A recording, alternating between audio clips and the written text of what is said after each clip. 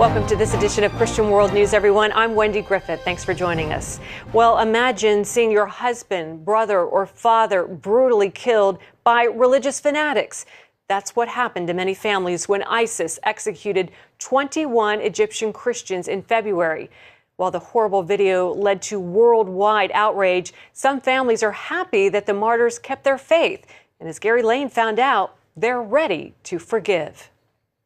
I was very proud that my husband stood firm in his faith and that he didn't deny Jesus. That surprising reaction is happening 150 miles south of Cairo, in the village of El Aour.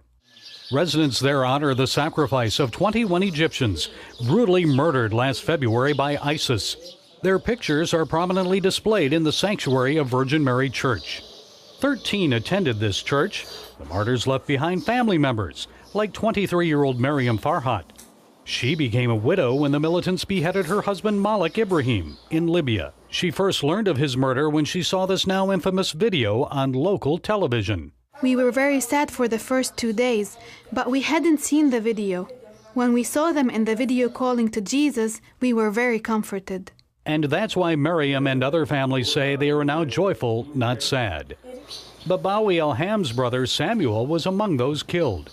We were always praying that God would make them steadfast in their faith. We were very happy with what they said on the video, Jesus Christ, have mercy on us. When we found out they had been killed for being Christian, we were very comforted because these were God's children and He took them.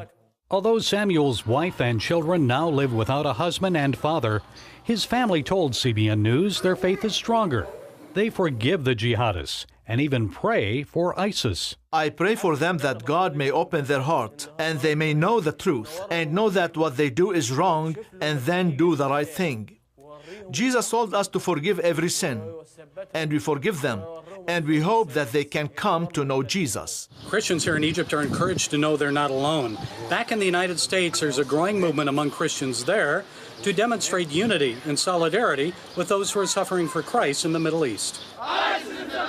What we thought was, how could we identify and stand in solidarity with our brothers and sisters in Christ who are being brutalized around the world for their Christian faith? What tangible thing could we do? What practical thing could we do? Immediately, orange jumpsuits came to mind.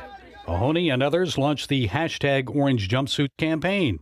The movement has expanded to orange scarves, sweaters, and ribbons.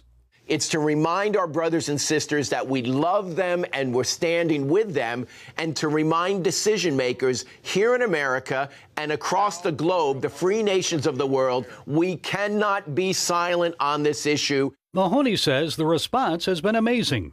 Non-Christians have joined in as well. A Jewish rabbi to stand in solidarity with persecuted Christians is dyeing his beard orange, which I think is incredible, and I can't wait to see that. Miriam was encouraged after she viewed cell phone photos of Americans wearing orange. May the Lord make their love grow and grow. We are very happy with their love. We don't deserve their love. Mahoney says every 5 minutes around the world, a Christian is killed for his faith. People don't understand the kind of barbarism and brutality they are going through.